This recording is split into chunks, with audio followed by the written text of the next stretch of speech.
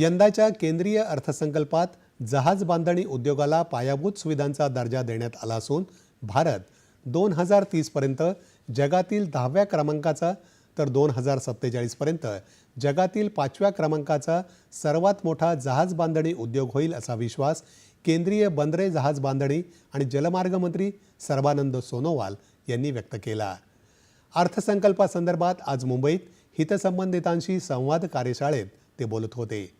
आपली बंदरं, जलमार्ग आणि जहाज बांधणी उद्योग हे समृद्ध अर्थव्यवस्थेचा कणा बनतील याची खात्री करून भारत विकसित भारताच्या दिशेने वाटचाल करत आहे असं ते म्हणाले।